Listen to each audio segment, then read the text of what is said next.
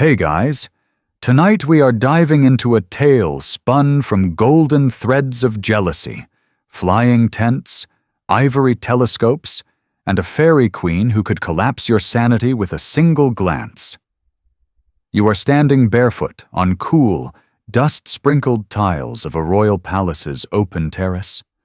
The stars hang above like watchful gods. And you're about to hear the story of Prince Ahmed and the fairy Peri Banu. A story so twisted with envy and enchantment that you probably won't survive this without your pillow clutching you back.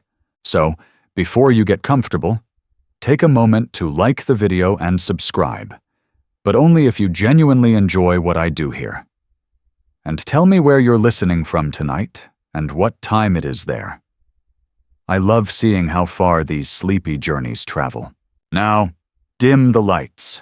Maybe turn on a fan for that soft background hum, and let's ease into tonight's journey together.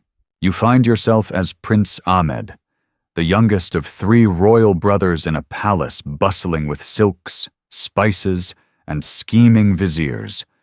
Your older brothers, Prince Hussein and Prince Ali, strut like roosters through the marble halls, each desperate to impress their father, the Sultan. Historians still argue whether sibling rivalry in royal courts was purely personal or politically orchestrated. Either way, your family is a living example of both. One morning, the Sultan calls his sons together. His beard is freshly oiled, reflecting dawn's honey light. He sighs heavily and announces, "My sons, I have decided that each of you shall journey to distant lands and return with a gift worthy of a future sultan. Whoever brings back the rarest treasure shall marry Princess Nuronihar." The air tightens with tension. Your brothers' eyes flick to each other, lips twitching with smugness. Princess Nuronihar is your cousin.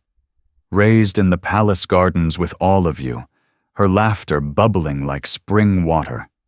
She's also the secret dream of both Hussein and Ali, though you've always admired her kindness more than her beauty.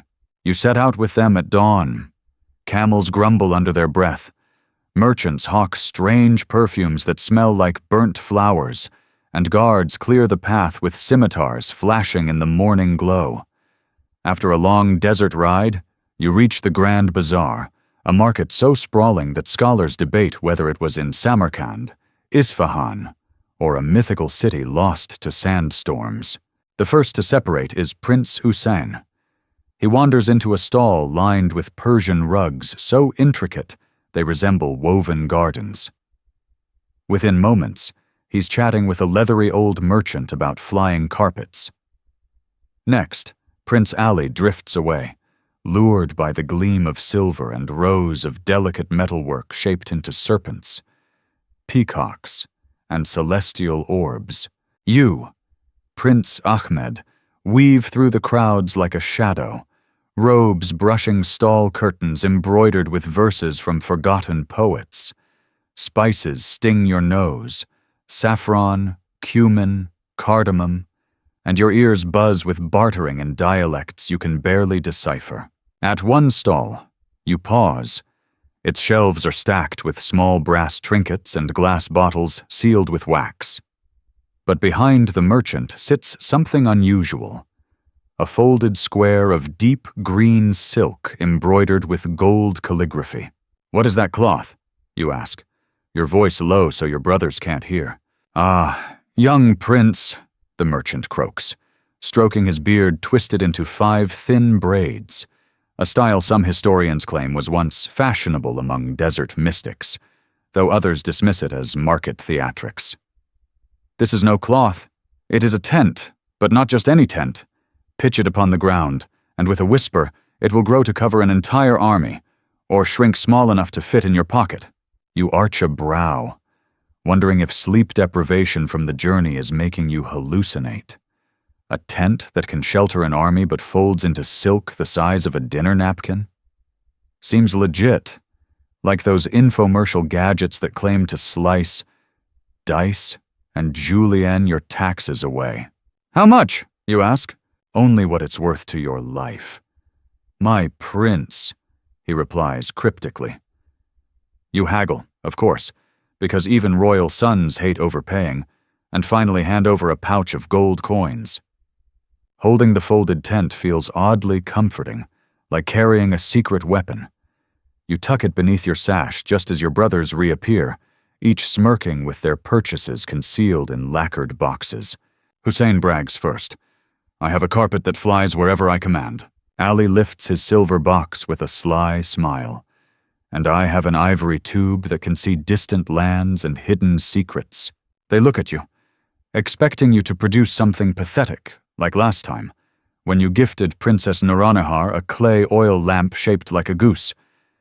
This time, though, you remain silent, feeling the folded tent press warmly against your ribs. Later that evening, at a roadside caravanserai, with walls echoing the chatter of weary travelers and donkeys munching straw in dusty corners, your brothers whisper among themselves. Their voices blend with the sounds of merchants praying under the moon and guards scraping blades on whetstones. Ahmed has something, Ali hisses. I saw it beneath his sash. Bah, Hussein snorts. Whatever it is, my carpet will outshine him. It can fly. Historians still argue whether flying carpet myths emerged purely from Indian and Persian folklore, or if they were veiled references to advanced textile technologies that defied comprehension. You muse silently, half listening as you sip sweet mint tea. The liquid coats your tongue in coolness, though the fire of your brother's envy burns hotter by the hour. You wrap yourself in your travel cloak, feeling the folded tent's golden embroidery press against your chest. The desert breeze rustles the tent flaps, the scent of distant dunes drifting through like forgotten dreams. You close your eyes, aware that tonight's sleep will be thin, like gauze over a wound, with the knowledge that tomorrow begins a journey deeper into magic, rivalry, and a fairy queen's hidden realm. You awaken at dawn to the bleating of goats outside the caravanserai. The sky is still a bruised indigo, and the first vendors are lighting oil lamps under their stalls. Your brothers are already bustling about, each eager to return to the Sultan and flaunt their new treasures. Prince Hussein unfurls his flying carpet on the packed sand outside. It's embroidered with blue lotuses and phoenixes breathing scarlet flames.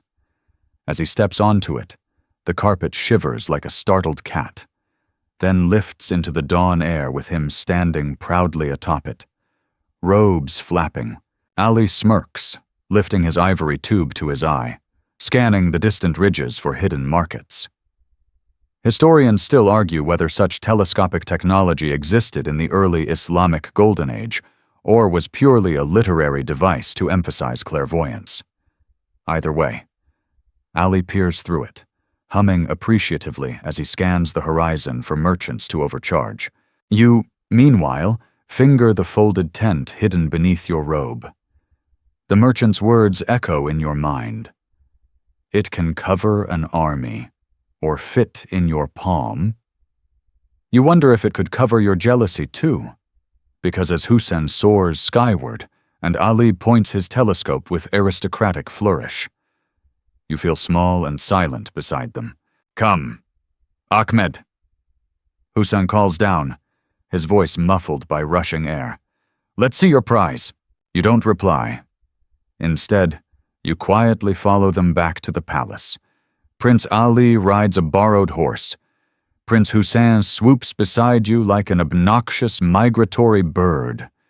Your own camel plods faithfully forward, its ears twitching at the constant drone of your brother's bragging. You arrive at the palace by late afternoon. Guards snap to attention, their breastplates glinting bronze under the harsh sun. Courtiers scurry to the courtyard, eager to see what gifts the princes bring. The Sultan sits upon his marble dais, shaded by vast silken awnings. His eyes, rheumy with age yet sharp as a hawk's, flick between his sons. Hussein steps forward first. With dramatic flourish, he commands his carpet to rise, and it obeys. floating up to the palace dome's gilded tip. Gasps ripple through the crowd. Even you must admit, it's impressive, if a little flashy.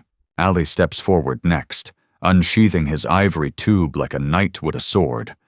He hands it to the Sultan. "Peer through, father," he urges. The Sultan squints into it, his lined face transforming with wonder as he glimpses distant caravans, desert temples, and mirage cities flickering in the shimmering heat miles away. Finally, your brothers turn to you. Their eyebrows arch in twin smirks. "And you, Ahmed?" Hussein sneers. "Bought another goose-shaped oil lamp?" You ignore them, stepping forward silently. The courtyard quiets as you gently place your folded silk square onto the marble tiles. You whisper the merchant's words, feeling heat build in your palms as you pull the embroidered edges apart. The tent blooms outward like a time-lapsed flower. Golden poles sprout from each corner, crowned with carved finials shaped like falcons. Its emerald walls rise and billow out, each embroidered panel depicting scenes of conquest and banquet. Within seconds, the tent stands taller than the palace gate itself, casting a vast pool of shade across the courtyard and covering the entire royal guard assembled there. Gasps turn into cheers. Even the Sultan rises from his throne, his mouth agape with wonder. "A tent large enough for an army, yet folded into your robe," he murmurs. Historians still argue whether such tents in legends were metaphors for nomadic command structures or hinted at lost engineering secrets. Your brother's faces darken like thunderclouds before a summer deluge. Hussein's knuckles tighten around his carpet's fringe. Ali frowns into his ivory tube, as though hoping it might reveal a way to upstage you. The Sultan claps his hands, delight lighting his ancient features. "3 wondrous gifts," he proclaims. "But which is the most precious?" Hussein steps forward, lips curling smugly. "Mine flies. With it, armies travel swiftly, trade routes open, enemies fall before our speed." Ali counters. "Mine reveals all secrets. Father, no enemy could ambush us. No distant land remains unknown." They both turn to you. For a moment, your heart thuds painfully. You fear your tent, however magnificent, might be deemed merely practical compared to the thrill of flight and clairvoyance. But then the Sultan nods to you, wisdom deep in his old eyes. "And yours, Ahmed, shelters entire armies and populations. It protects, it comforts, it offers what all rulers must: safety." As the servants fold the massive tent back into its compact silk square, a process involving much polite cursing and instruction from you, Ali's eyes gleam with a dark idea. He elbows Hussein. "Brother, with my ivory tube, I saw something far greater than any market trinket. I saw a palace of blinding white marble atop a mountain wrapped in silver mists." Hussein narrows his gaze. "What palace?" Ali leans close, lowering his voice. "A palace in the realm of the fairy Peri Banu. She's said to possess treasures that make our gifts look like festival trinkets." Hussein's grin grows sharp. "Then perhaps we should go there. We cannot let Ahmed remain the Sultan's favorite." You overhear them. "Of course, your brothers have never been discreet. Even as children sneaking sweet dates from the palace kitchens, you stroke the folded tent in your sash, heart pounding with dread and curiosity. Peri Banu. Her name hums like a forbidden chord in your mind. You've heard old eunuchs whisper it when oil lamps burn low. A fairy queen of unimaginable beauty, living in a hidden realm beyond mortal reach. A flicker of fear sparks within you, mingling with a wild intrigue. Historians still argue whether these fairy legends masked political alliances with distant, powerful nations, or whether they were simply stories to keep children obedient at bedtime. Either way, Your brother's jealousy is blooming into a quest that will drag you all past the boundaries of reason, logic, and sanity. You retreat to your chamber that night, your tent tucked safely beneath your pillow. As you drift to sleep, the desert wind moans softly against your shuttered windows, whispering of flying carpets, ivory telescopes, and a fairy queen waiting in shadows you cannot yet fathom. Morning breaks with a bruise-colored dawn seeping through the latticework of your chamber windows. You awaken to the clatter of sandalwood doors as servants bustle about with brass ewers of steaming rosewater. Your dreams still cling to you like damp silk, dreams of a pale palace floating among silver mists, a fairy queen's laughter echoing down marble halls. Your brothers, however, waste no time on dreams. You find them huddled in the colonnade, their robes whispering over mosaic tiles depicting peacocks and crescent moons. Prince Ali is clutching his ivory tube with reverence, like a priest with a holy relic.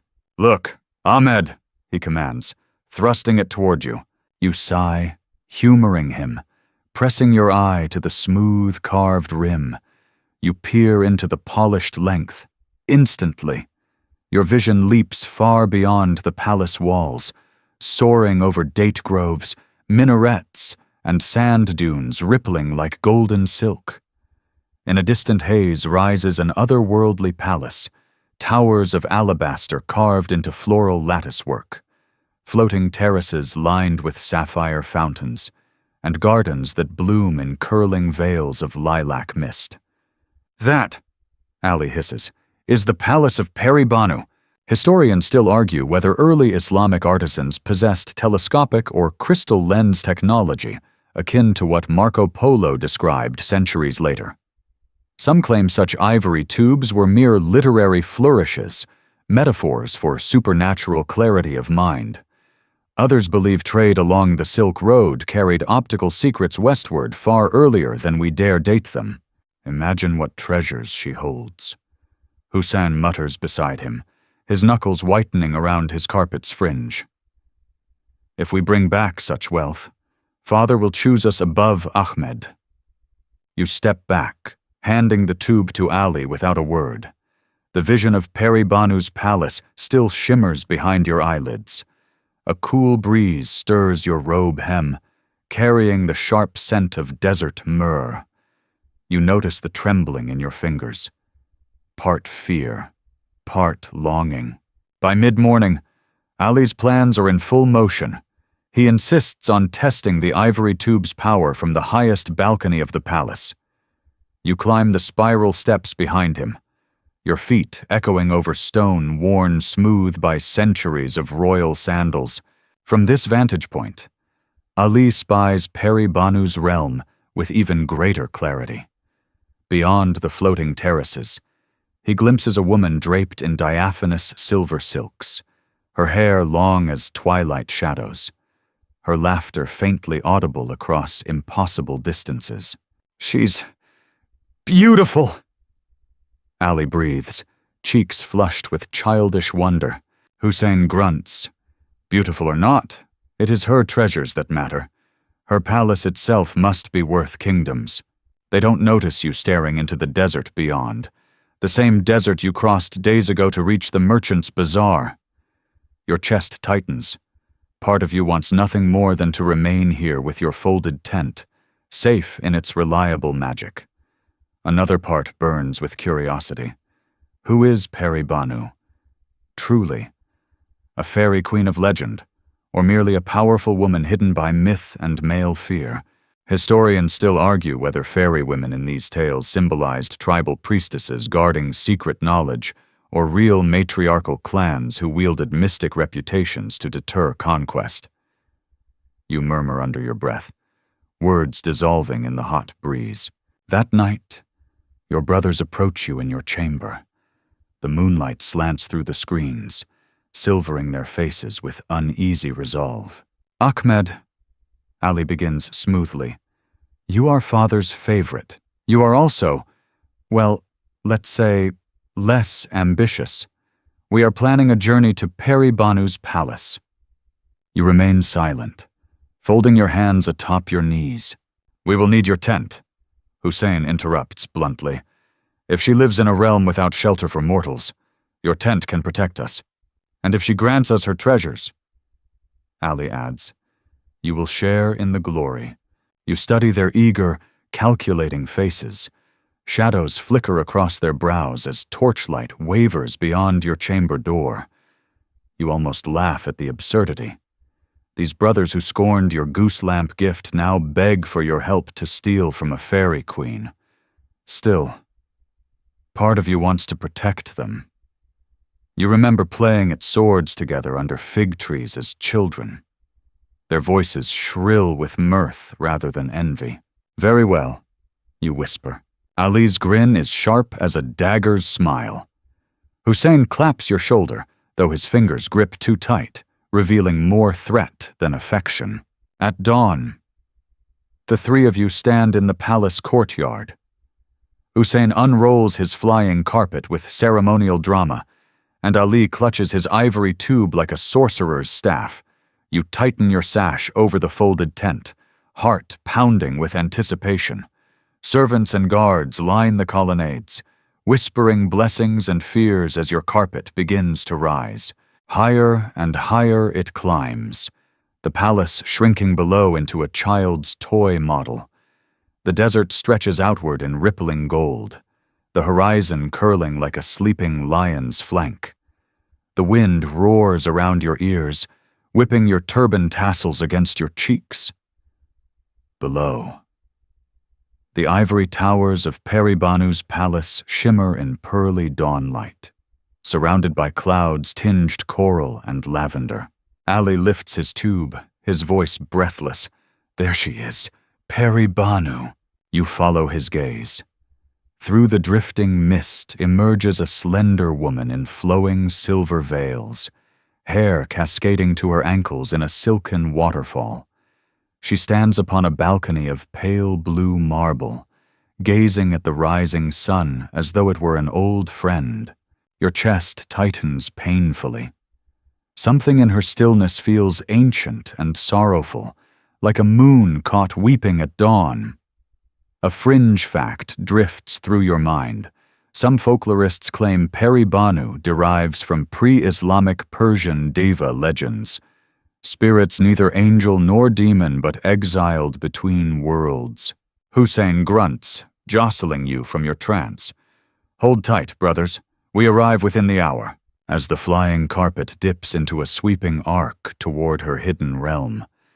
You wonder if this journey is a blessing, or the first step into an enchantment none of you will survive. The carpet slices through ribbons of early morning mist as you descend toward Peri Banu's hidden realm. The wind bites at your cheeks with desert chill, despite the rising sun gilding the mountaintops in molten light. Below spreads a valley unlike any you've seen in your waking life. Silver mist pools in its hollows, swirling around alabaster spires and delicate bridges strung between towers like gossamer threads. Your stomach tightens with awe and dread. The closer you draw, the more impossible the palace appears. No mortar lines, no scaffolding marks, just seamless marble and translucent domes glowing faintly with inner light. Historians still argue whether such architectural descriptions in Arabian tales were allegories for spiritual states or inspired by real cities glimpsed by travelers along ancient trade routes. Ali nearly drops his ivory tube in trembling excitement. There, on the eastern terrace, she's standing with her maidens. Hussein scowls, steering the carpet lower, its embroidered phoenix wings rippling against dawn's cool breath. Keep your eyes on the prize. Brother, we're here for treasures, not poetry. You remain silent, feeling your folded tent heavy beneath your sash. As the carpet hovers over the palace walls, you glimpse Peri Banu more clearly. She stands barefoot upon pale blue tiles, her silver veil trailing behind her like moonlight spilled across water. Around her kneel 7 maidens, each clad in white gauze robes, hair braided with sapphire beads. Peri Banu lifts her gaze and looks straight at you. You feel it, a jolt through your chest like ice water poured upon coals. Her eyes are dark as onyx, lined with kohl in curling wings that flick upward in a style still copied by modern beauty influencers today, though no eyeliner pen could recreate the silent command in her gaze. Hussein lands the carpet roughly in a courtyard paved with translucent tiles. They chime faintly beneath your feet like glass bells as you step off. Knees trembling. Ali tucks his ivory tube into his sash with reverence. The palace smells of jasmine and damp stone, with an undertone of something stranger, ozone and copper, like summer lightning. A fringe fact floats across your mind. Some folklorists believe fairy palaces represented ancient sanctuaries carved into cliff faces, their entrances hidden by mists and guarded by priestess queens, whom male travelers transformed into fairies in later retellings. Historians still argue whether these legends preserved blurred memories of matriarchal citadels predating Islam. "Who are you, trespassing upon my realm?" Peri Banu's voice is clear, calm, and edged with silken threat. The 7 maidens rise in unison behind her, their hair beads clicking like distant cicadas. Ali steps forward, bowing low with dramatic flourish. "Great Peri Banu, we are humble princes, seekers of your wisdom and blessings." Hussein adds quickly, "We come bearing gifts in exchange for your treasures." She tilts her head, veil rippling in the scented breeze. "Gifts? Treasures? You arrive uninvited upon my sacred terraces, unannounced and unblessed, and demand barter like desert merchants?" You wince at her words. The courtyard is silent except for the faint burble of sapphire-tiled fountains, water flowing from silver fish-shaped spouts into pools where tiny orange koi dart and swirl. Ali fumbles, his cheeks blotched crimson. "Mighty Peri Banu, we meant no disrespect. We only wish to see your famed beauty and your palace's wonders." She regards him coolly, her eyes flicking to Hussein, who stands stiff with resentment, and then to you. Her gaze softens almost imperceptibly. "And you," she says, her voice lowering to a note that trembles something deep within you. "What do you seek here? Youngest prince?" You swallow, your mouth dry. The early light illuminates floating motes of incense smoke, turning the air golden between you. I seek nothing, my lady. I came to protect my brothers with my tent if your realm proved inhospitable." Her lips curve faintly, neither smile nor scorn. "Honest," she murmurs, and for a fleeting moment you sense the loneliness hidden behind her veil of power. Historians still argue whether Peri Banu tales emerged from Persian Peri, fairy legends alone, or were infused with older Mesopotamian myths of winged women guarding secret knowledge.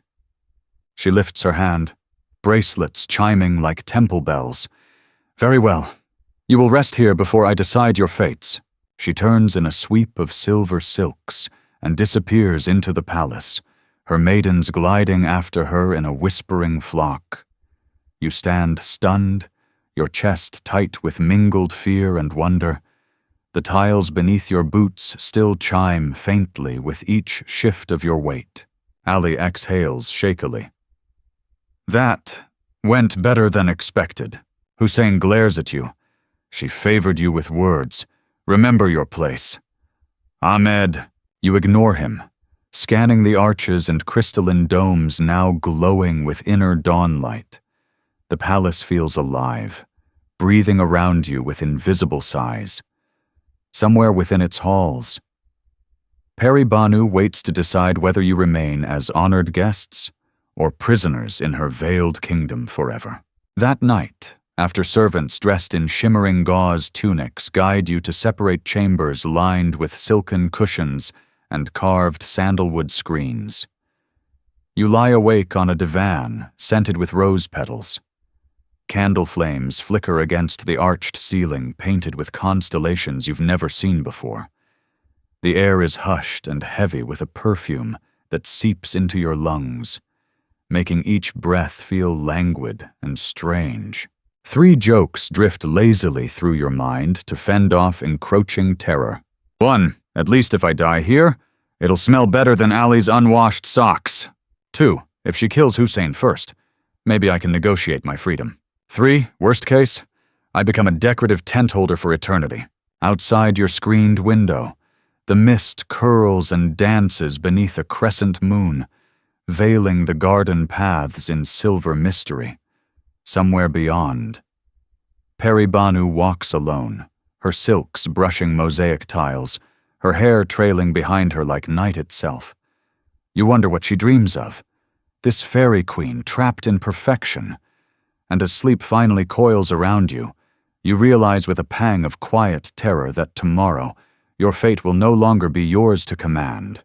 You awaken to the perfume of jasmine and saffron drifting through your chamber screens. The air is cool, tinged with the hushed echo of singing doves perched atop the crystal domes outside.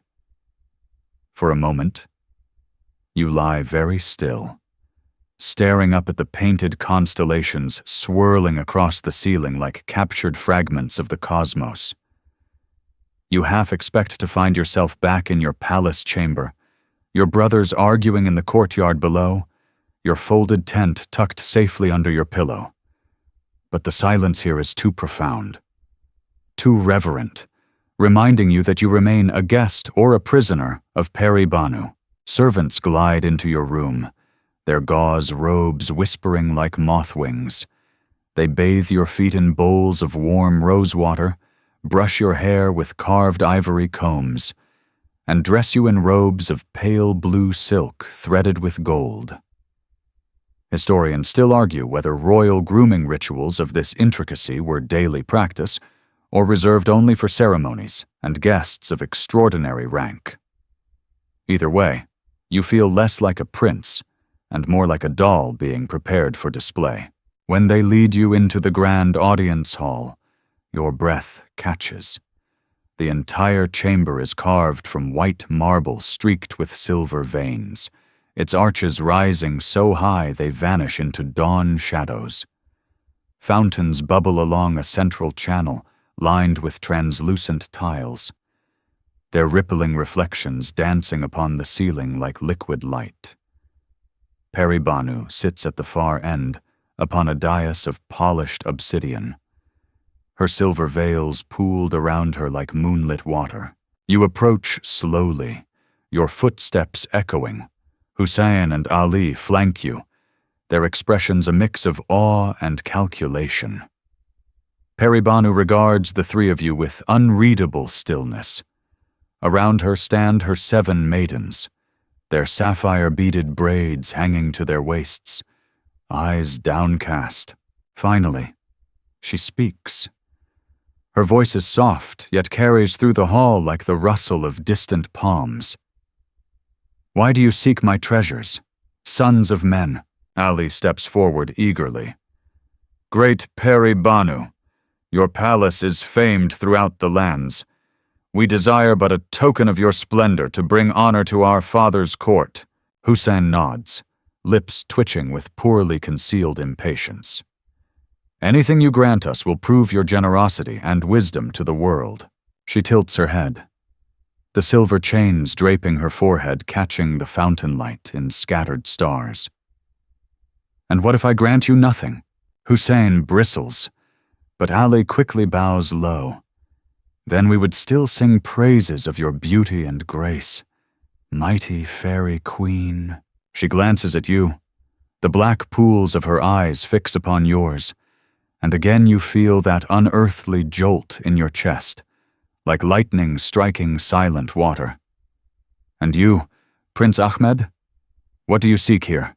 Your voice feels small in the cavernous hall. I seek only to witness your realm, my lady, to know if such beauty can truly exist beyond story and dream. For the first time, her lips curve into a true smile, fleeting as moonlight flickering over rippling dunes.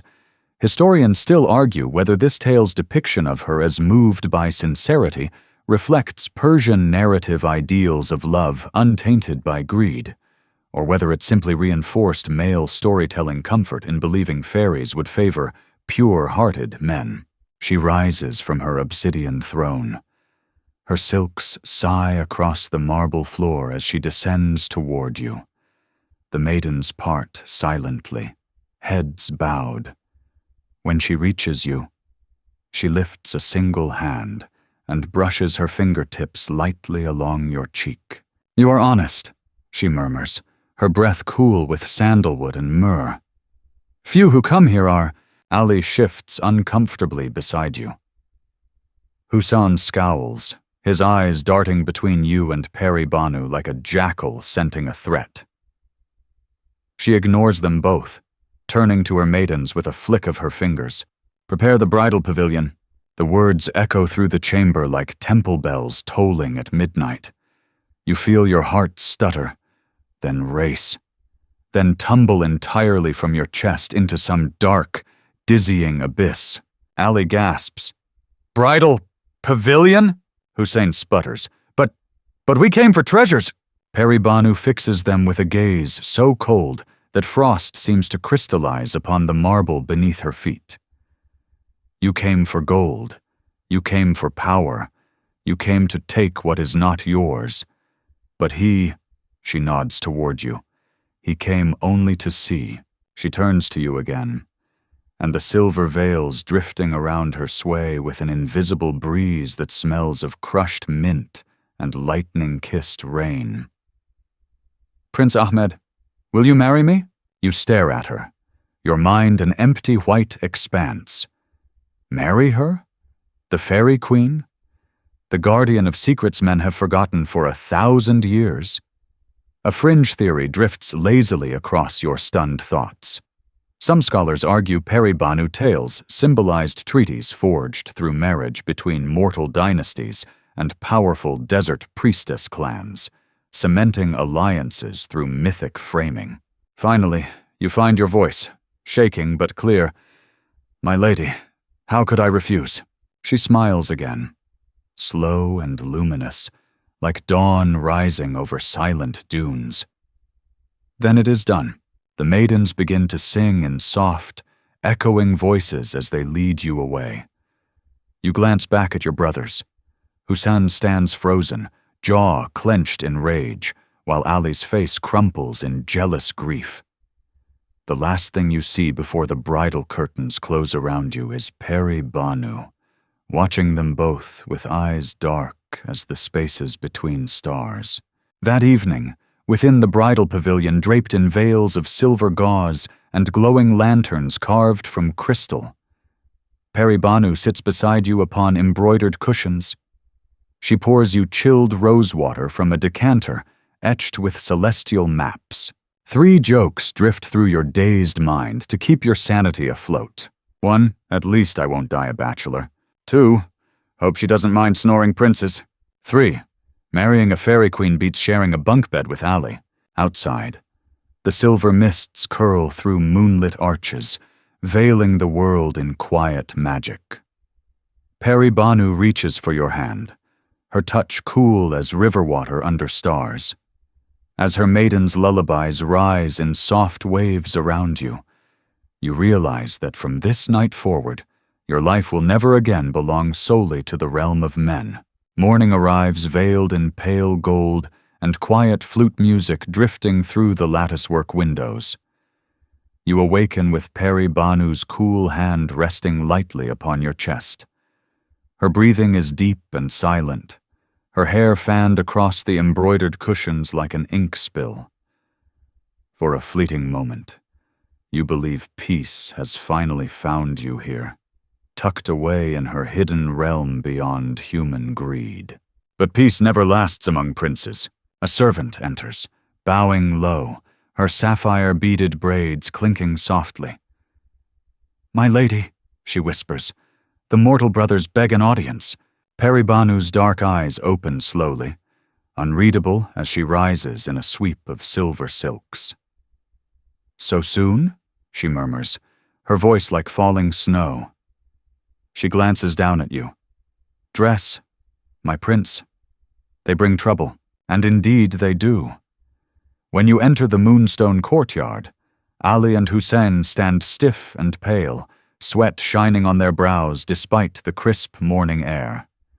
Peri Banu descends her throne dais with feline grace, her maidens fanning out behind her like rippling moonlight. Hussein speaks first, his voice brittle with rage. "Peri Banu, your marriage to our brother is unacceptable. He is the youngest. He has no right to such power," Ali adds quickly, eyes darting from her to you and back again.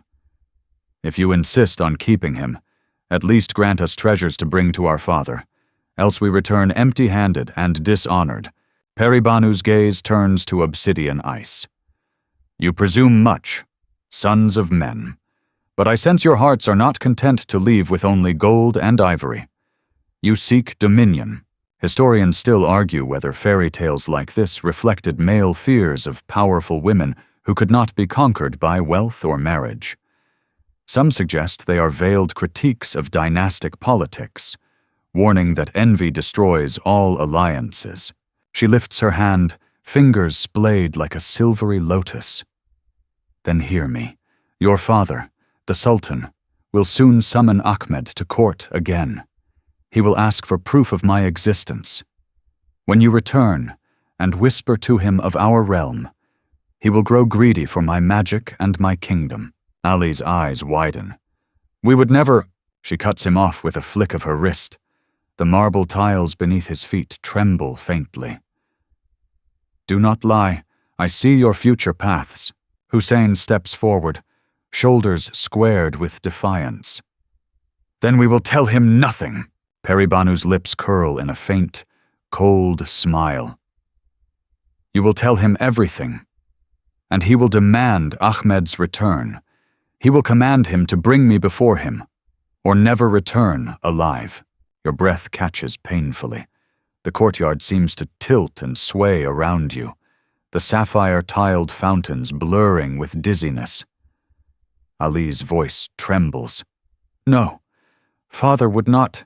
He would never order his son killed, but you know he would." Historians still argue whether legends of sultans sacrificing their children for power were mere moral tales or records of dark statecraft in eras when sons were pawns before they were heirs. Peri Banu turns to you, her silks whispering secrets against the marble. When that day comes, you will not obey. You will remain here. If you attempt to return, your death is certain." Hussein scoffs. "Then he will be exiled forever." Peri Banu's gaze cuts to him like a blade. "He will be alive. That is more than either of you will be if your schemes continue." A fringe tidbit flits through your stunned thoughts. Some folklorists claim Peri Banu's name derives from Peri Banu, meaning fairy lady in Persian.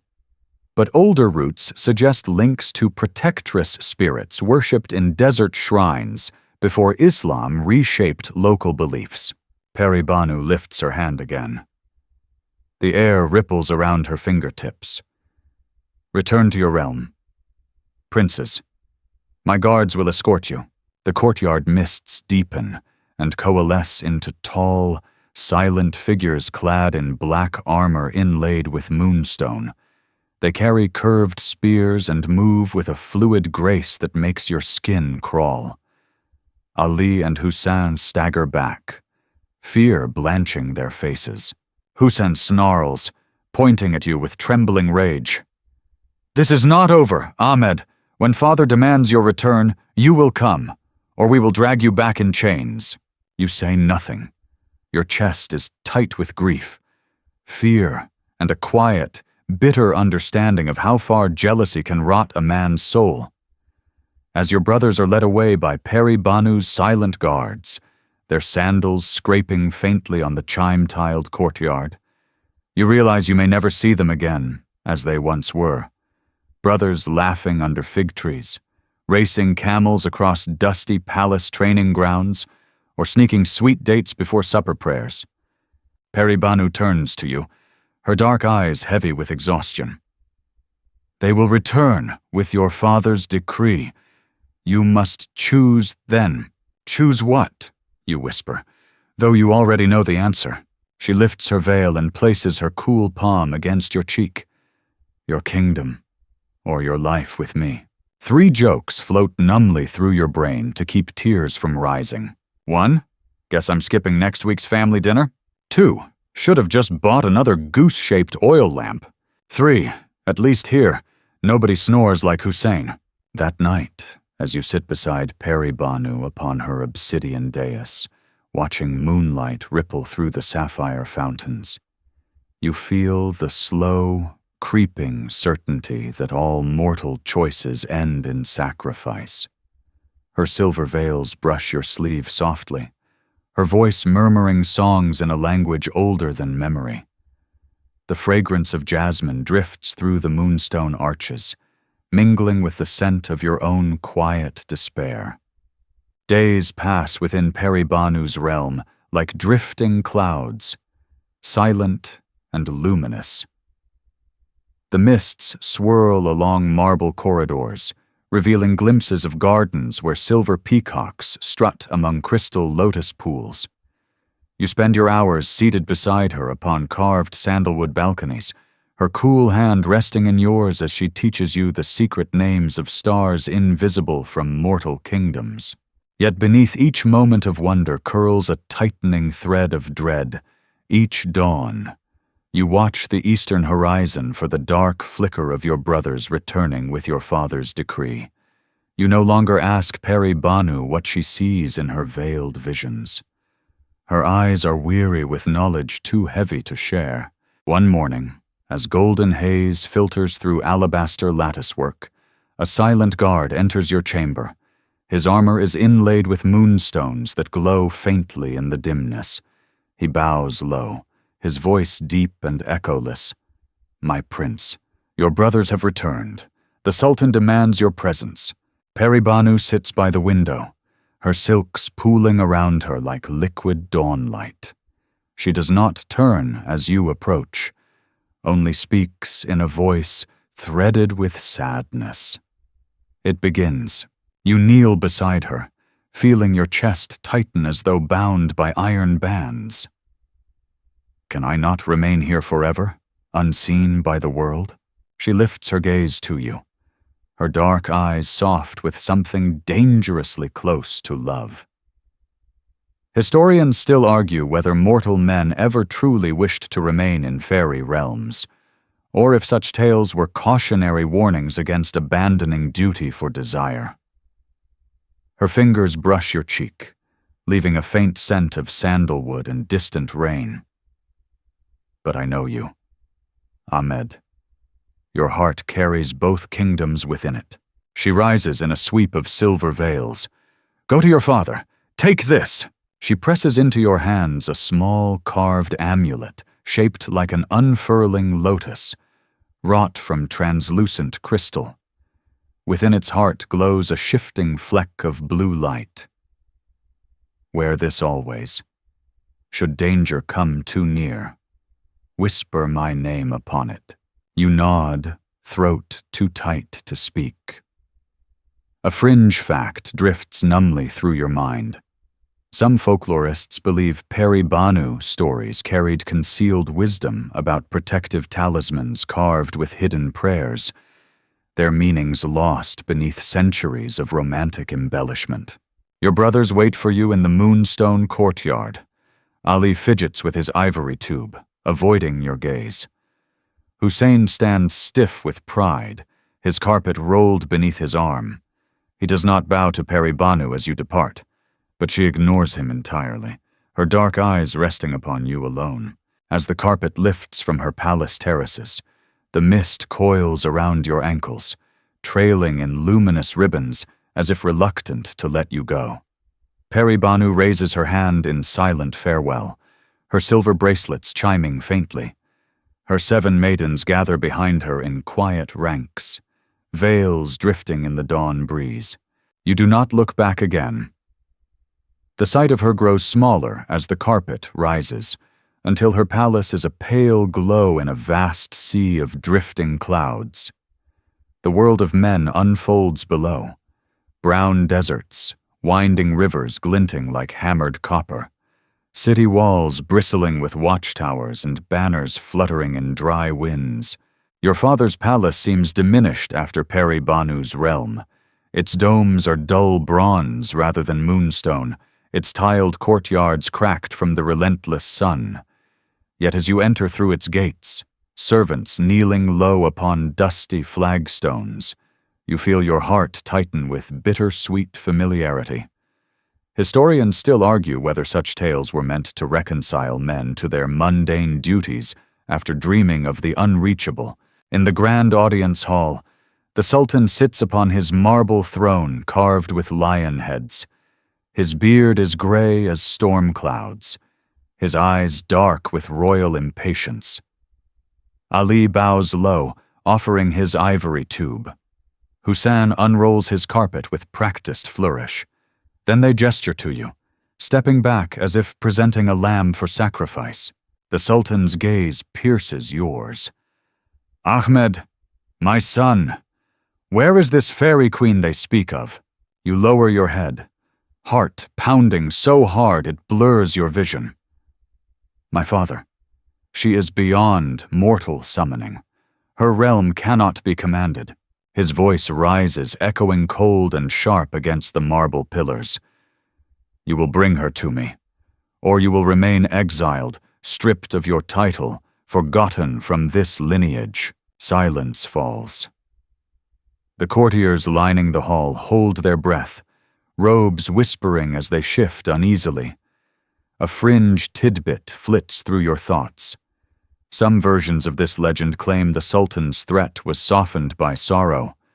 Others say he spoke with ruthless clarity, prioritizing power above paternal love. You swallow hard. Father, she is no mortal woman to be presented like a jewel before your court. He slams his scepter against the dais. Then you will never see these halls again. Ali flinches at the sound. Hussein's smirk flickers with fleeting triumph. You bow low, feeling the carved lotus amulet press cold and reassuring against your chest. That night, alone in the chamber your father grants you before your exile, you lie awake upon a hard tiled floor, staring at the carved cedar ceiling. 3 jokes float bitterly through your mind to stave off despair. 1. Well, at least I won't have to attend awkward family banquets anymore. 2. Maybe Peri Banu will let me keep the tent for my exile. 3.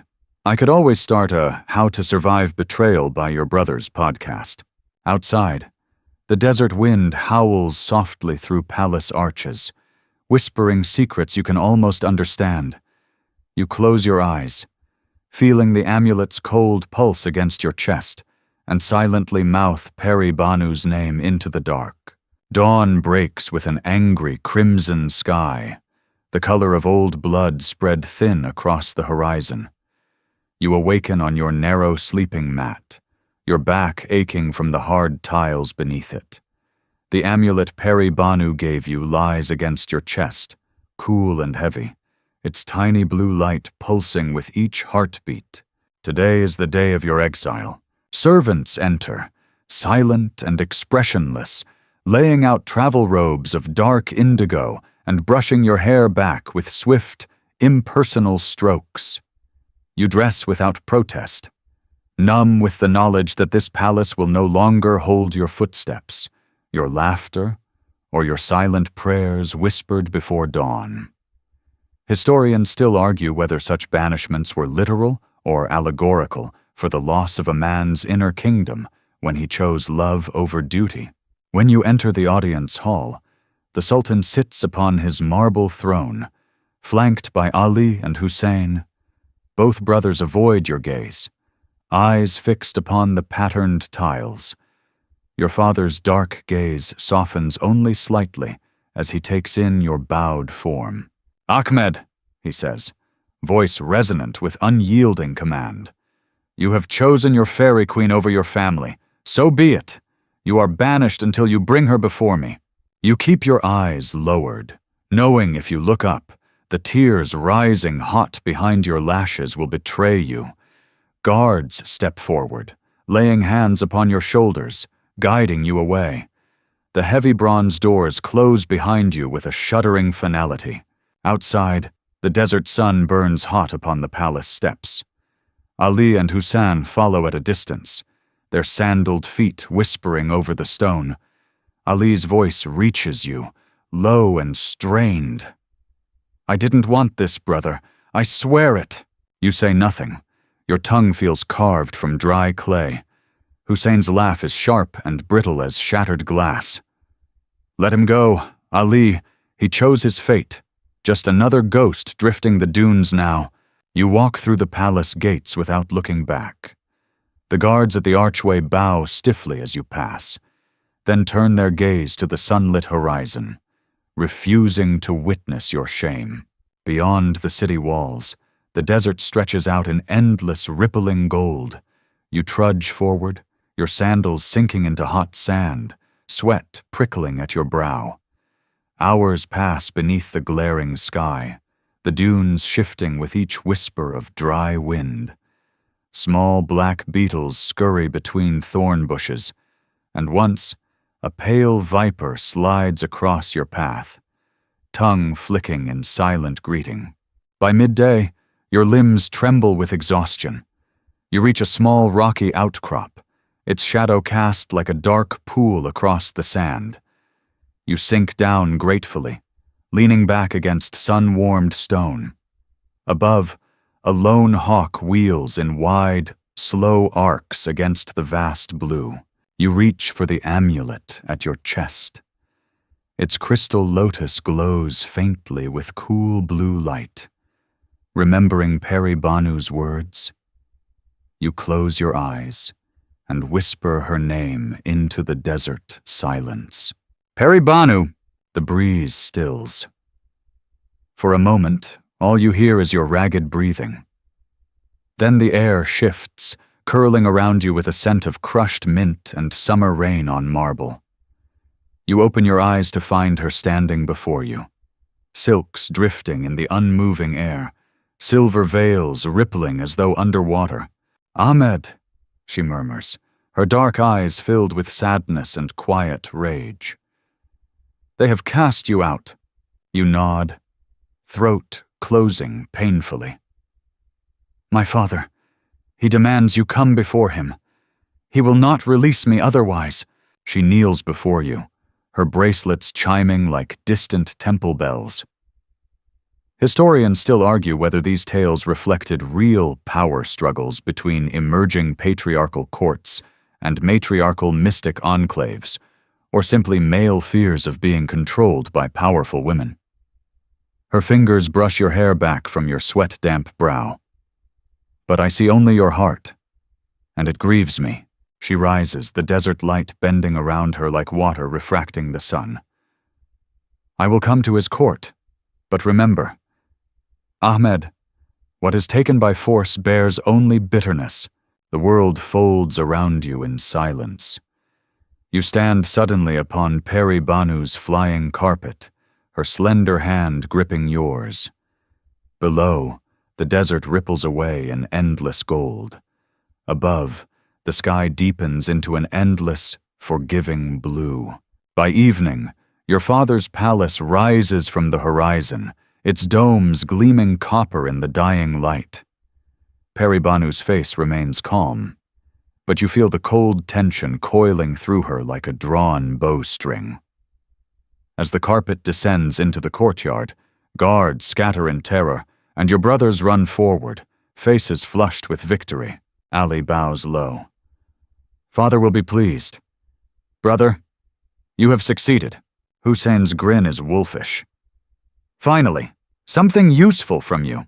The Sultan emerges, flanked by courtiers and priests. His gaze fixes upon Peri Banu, and hunger sharpens his lined face. "So, the fairy queen, you are mine now. This palace, this kingdom, Your magic will bind it to eternal prosperity. Peri Banu stands unmoving, her veils drifting in an unseen breeze. I belong to no mortal king. The Sultan's mouth curls into a sneer. Then I will take you as my bride. Guards! She raises her hand, and the air ripples with force. The guards freeze mid-step, eyes wide in silent terror. The courtyard stills, the wind falling away to breathless nothing. Even the fountains seem to hush their music. Listen well, Sultan, she says softly, her voice ringing clear and cold as desert dawn. You would cage the moon. You would harness the tide. You would strip the stars from the sky to hang upon your turban. But know this. She turns to you, her dark gaze gentling. I came only for him. Then she lifts her arms. A shimmering silver mist pours forth, curling around you both like spun moonlight. 3 final jokes drift numbly through your mind as the world dissolves into scent and starlight. 1. Family reunions never end well, do they? 2. Guess Hussein won't be borrowing my tent after all. 3. At least exile comes with a fairy queen. When the mist clears, you stand once more within her palace of alabaster and sapphire mists.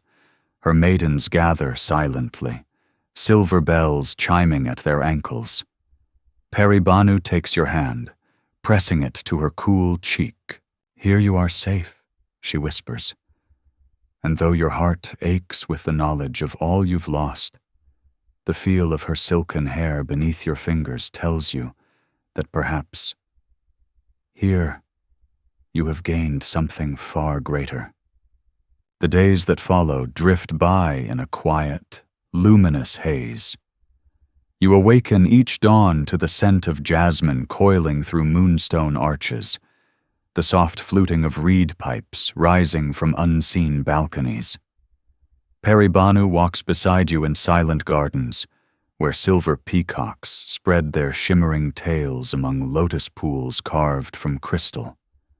Her veils ripple like liquid moonlight with each step, and her maidens move in tranquil silence, their anklet bells chiming with every graceful pivot.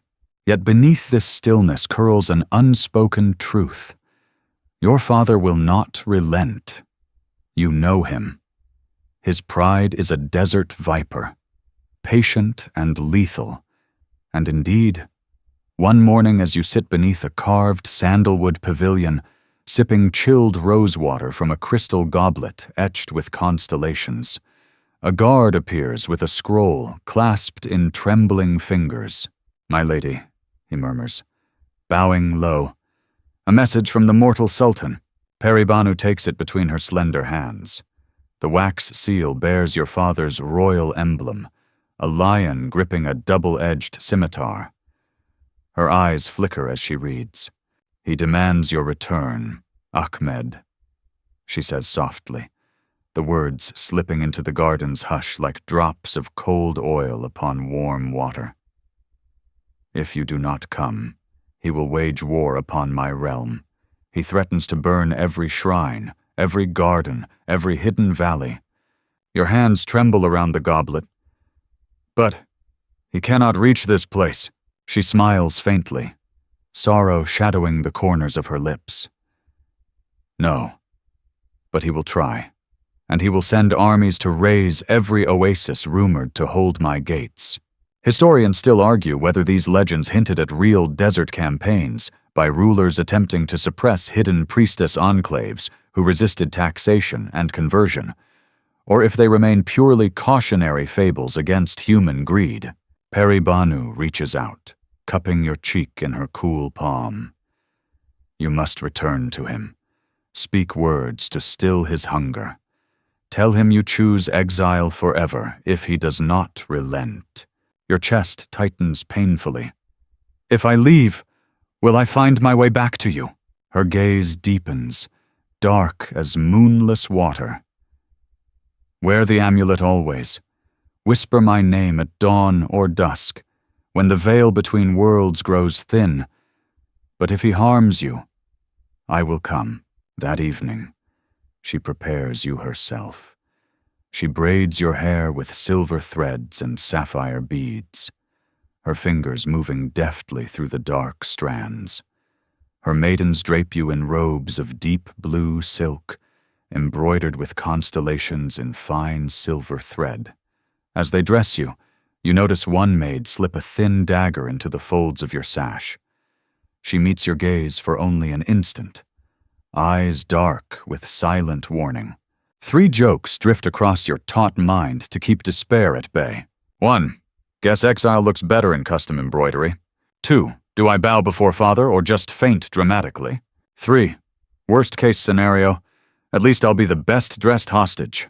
At dawn, the carpet carries you over rippling dunes of rose gold and copper shadow. The desert stretches below in endless braided valleys and sunlit ridges. When your father's city appears upon the horizon, its domes glint dull bronze in the morning haze. Your heart sinks with each beat of the carpet beneath your feet. The palace gates stand open. Soldiers line the colonnade, their spears glinting coldly as you pass. Ali stands beside the audience hall doors, his ivory tube clutched tightly, his face pale with mingled relief and guilt. Hussein lounges against a carved pillar, arms crossed, his eyes flicking over you with thin-lipped contempt. In the grand hall, the Sultan sits upon his marble throne, his gaze dark and impenetrable. You kneel before him, bowing your forehead to the cracked tiles.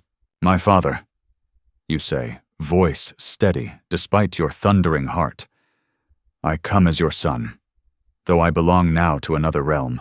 He studies you for a long, silent moment. Finally, he speaks, his voice carrying through the silent hall like a blade sliding from its sheath.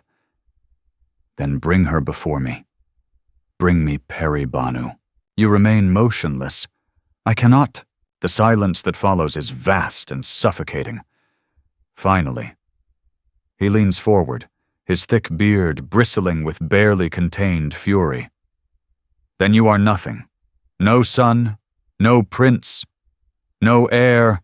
Historians still argue whether these legends reflected real banishments, or if they symbolized ritual renunciations undertaken by men entering mystic brotherhoods hidden beyond desert frontiers.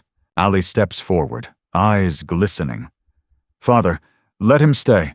Peri Banu is beyond mortal reach." Hussein scoffs. "He has shamed us enough. Cast him out." The Sultan slams his scepter against the dais with a crack that echoes through the hall's empty vastness. "Go. Never return until you bring me the fairy queen." Guards step forward, gripping your arms with mailed fists.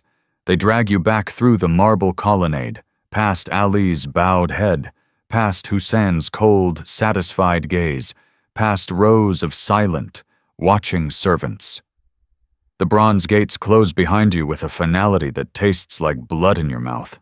Outside, the wind stirs hot and dry, curling dust around your sandals. You stand alone beneath the dawn sky, the amulet cold and heavy against your chest. Slowly, you raise your head, feeling the desert sun warm your tear-chilled cheeks. The world stretches vast and silent before you, endless dunes waiting to swallow the last of your mortal grief. You take a deep breath. "Peri Banu," you whisper. Nothing stirs. The breeze sighs softly across the sand. You close your eyes and begin to walk into the rising day, your shadow stretching long and thin behind you, swallowed by the golden light. The desert devours your footsteps with each silent stride. Sand shifts beneath your sandals, warm grains sliding between your toes as you climb dune after dune, the amulet pulsing faintly against your chest with every ragged breath. The sun rises higher, its heat pressing down like an iron palm upon your shoulders. By midday, the sky is a pale, pitiless blue, and each breath sears your throat with dry fire, You trudge onward, your eyes fixed upon the wavering horizon. Memories flicker and fade like mirages, Peri Banu's silver veils rippling in scented breezes, her cool fingers brushing your cheek, Ali's haunted gaze as he bowed before your banishment, Hussein's smirk sharp as a vulture's beak. Historians still argue whether such tales were whispered comforts to men condemned to exile, teaching them that beyond worldly loss lay secret kingdoms of the spirit. By dusk, you collapse beneath a solitary acacia tree, its twisted branches casting a sparse web of shadow across the cooling sands.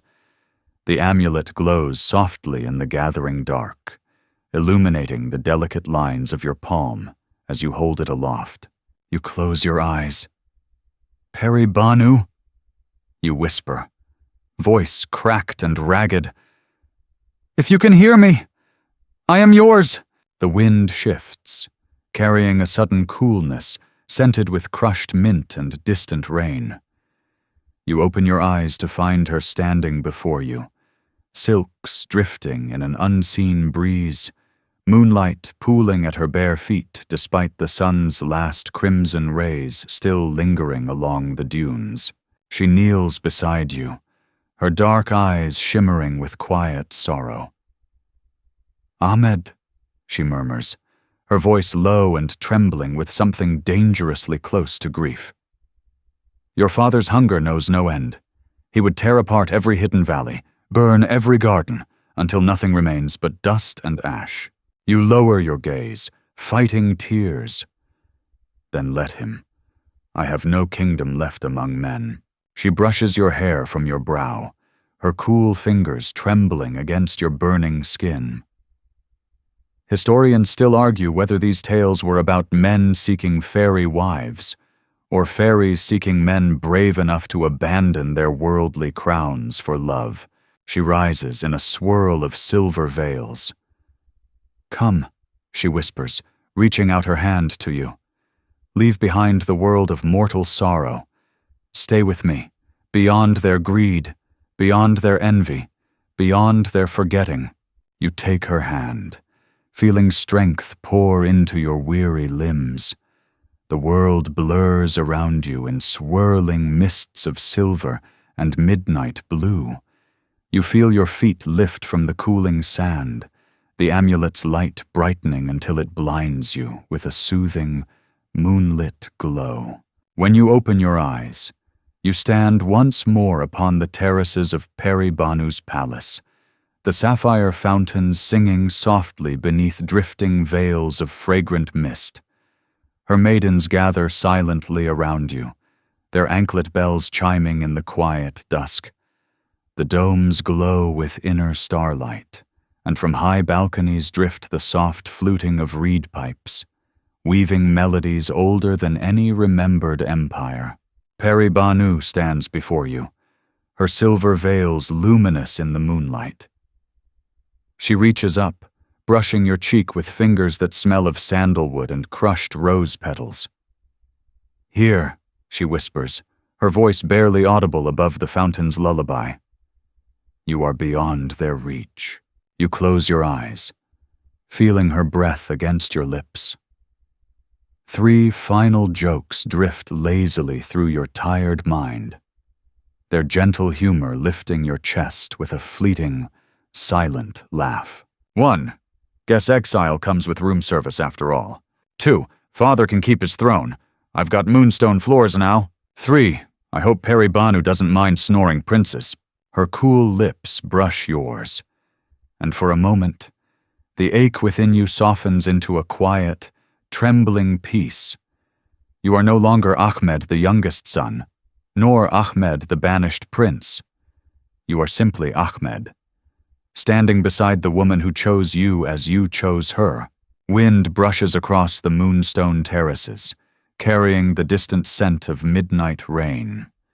The fountains murmur softly, weaving you into their ageless song. Above, the sky unfurls into a tapestry of endless stars, each one flickering in silent testament to your quiet, stubborn love. And so, With the desert far behind you and the mortal world dimming into memory, you let yourself drift upon the sighing breezes of Peri Banu's hidden realm.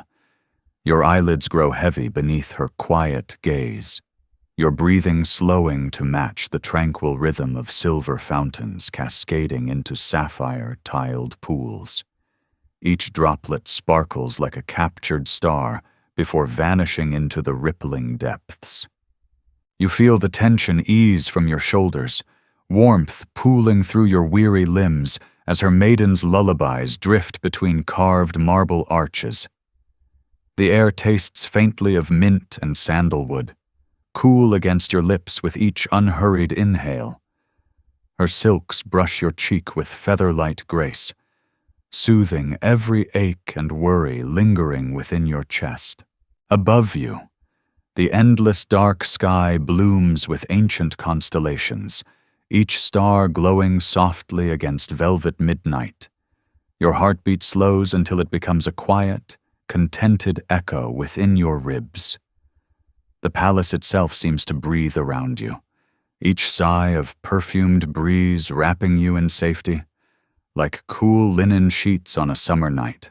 Here, there are no more royal decrees, no more jealous brothers, no more kingdoms to win or lose, only the soft sound of fountains, the scent of rain drifting through jasmine groves, and the gentle hum of Peri Banu's voice weaving its timeless promise that you are loved, you are safe, and your spirit may finally rest.